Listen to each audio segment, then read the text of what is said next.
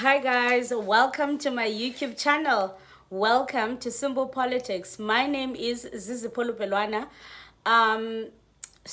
Today I want us to talk about this thing of money being returned to Treasury, even though there's so many departments that need money. And I just don't understand this concept of giving the money back because you are saying it's not enough. For example, in October, the DA returned 27 million to Treasury because they said that it was not enough to save the teachers' posts in the Western Cape. So, would you rather you return the money? Would you rather you return the money or take the little that you have and do what you can and see how far you go? Even if you do one thing, isn't it better than not doing anything and you just say it's not enough? Or maybe is it because you don't know who to choose and who not to choose? Like, I just cannot grasp the concept of returning the money back instead of doing whatever that needs to be done. So we also heard that the Gauteng government has returned 2.2 billion to Treasury. Hewana, I can never understand the concept of returning the money. And we also heard that the Department of Basic Education, or Education, they had a plan of building 9 schools and they've only built 1. And yet money is still being taken back to the department. For example, when Sivue Kwahobe came in, she said she wanted to remove pit toilets. Every school was going to have a toilet. And it just seems to not be happening, especially when they say we don't have money and then they return money to the... I just cannot grasp that concept. Please educate me in the comment section because I think I'm left behind for a bit on this one. So the EFF has also released a statement regarding the government's failure to build schools. So it says that the economic freedom fighters are appalled, though not surprised, by the revelations made during a recent parliamentary portfolio committee meeting, where the Department of Basic Education admitted that no schools were built or replaced in the Eastern Cape, Free State, Limpopo, and Northwest during the 2023 and the 2024 final year. This disgraceful dereliction of duty is yet another indictment of government that consistently demonstrate nothing but contempt for the future of our children, particularly those from impoverished and marginalized communities. Like, honestly, especially imali khona. I mean, I will say imali khona when you are returning it. You return 2 billion because you says it's not enough. Hi, Ngek.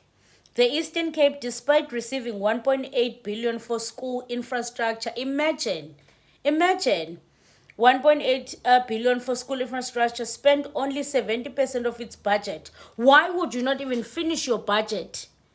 Especially like in the Eastern Cape, there's so many problems. Why would you not spend your full budget? Why would you only spend 70%? Like, please, guys, educate me in the comment section because you know what? I'm also learning as I go, and I just can't grasp this one at all. So the Eastern Cape, despite receiving 1.8 billion for school infrastructure, spent only 70% of its budget. Limpopo's situation is even more dire, with only 41% of its 1.5 billion allocated spent. Why would you spend 41% of your budget? Are you struggling to allocate the funds? Are you struggling to get people to execute what needs to be done? Is there no plan of what needs to be done? Where is the problem? Why would you not spend the money for the purpose that it's given for? I don't understand at all. This underperformance, it's not a mere administrative failure.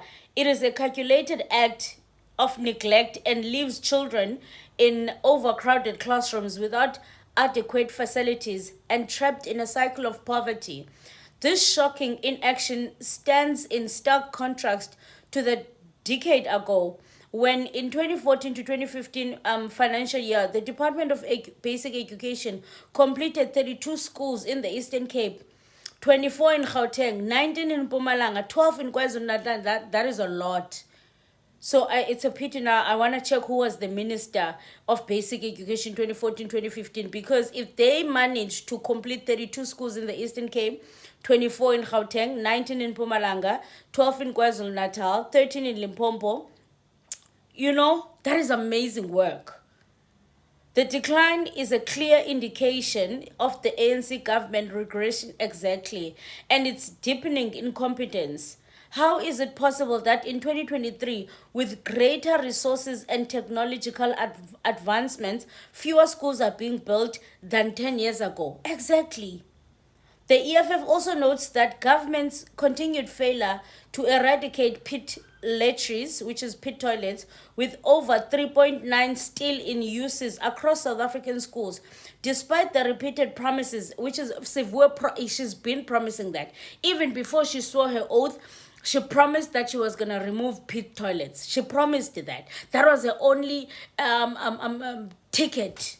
So I'm shocked. And I must say, I really had high hopes about her. So I'm shocked. I'm shocked. And it's not like the money is there. When you return the money. Oh, okay.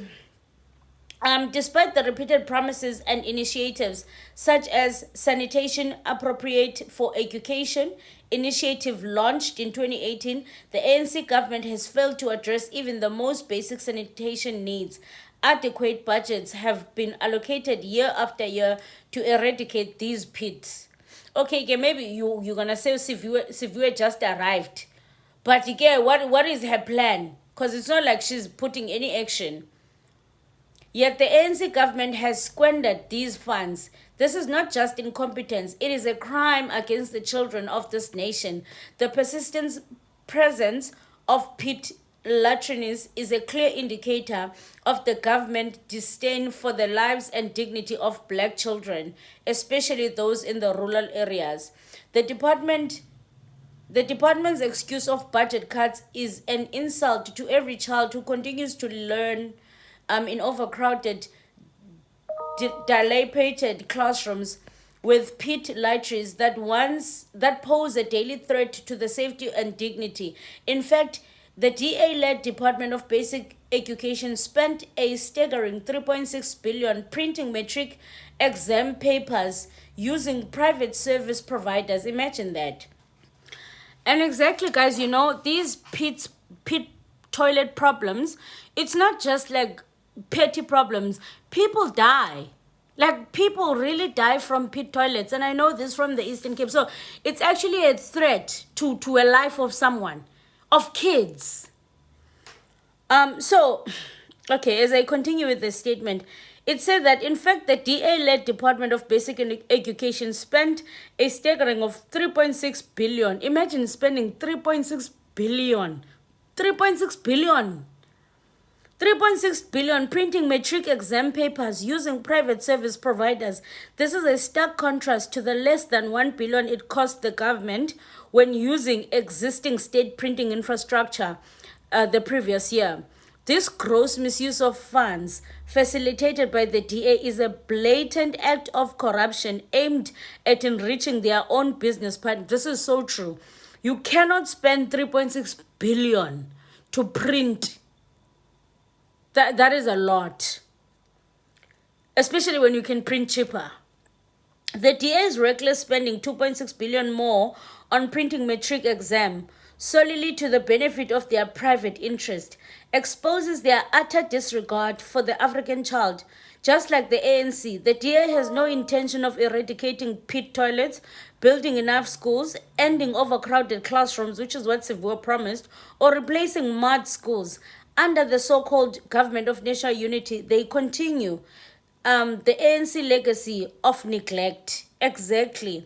Prioritizing white capital while African children suffer in unsafe, depleted conditions.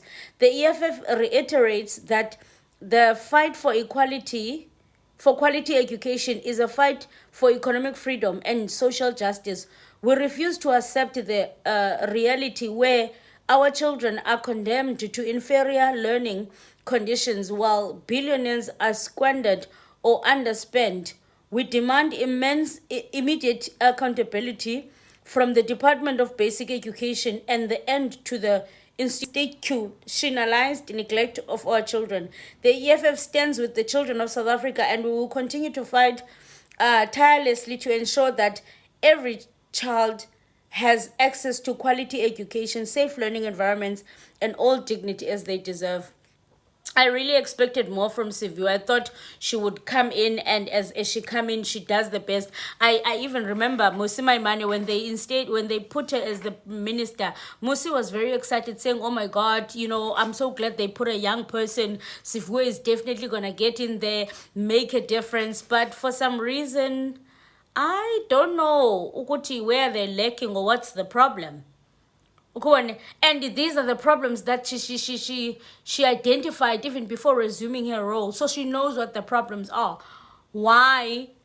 I feel like we'd be having a better conversation if we would say, yo, out of 10, there's like 3.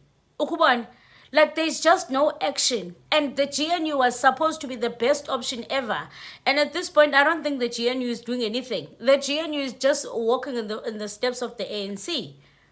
So I don't know, guys. Balance me in the comment section with this tendency of returning money when we have so many problems in South Africa that needs money.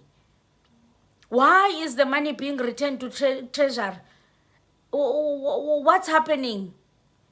So it's like they are returning it to Treasury because they didn't use it. They didn't have the capacity to use it. Not because the money is not there. Correct me if I'm wrong, please. I'm disappointed, really. I'm very, very disappointed. Anyway, guys, if you don't know who I am, my name is Zizi Pelwane. This is Simple Politics. This is where we discuss and we break down all things politics, and we react to everything that is happening in politics. Let me know in the comment section, guys, because I'm also disappointed and shocked by the Gauteng government returning 2.2 billion. 2.2 billion while Gauteng bethunana inida infrastructure like every place needs money. So I don't understand why you would return money. Please balance me. Why people return money to Treasury? What is the aim of returning the money to Treasury? Educate me, please, in the comment section. I'll see you guys on the next one. Aluta continua. The struggle, it continues.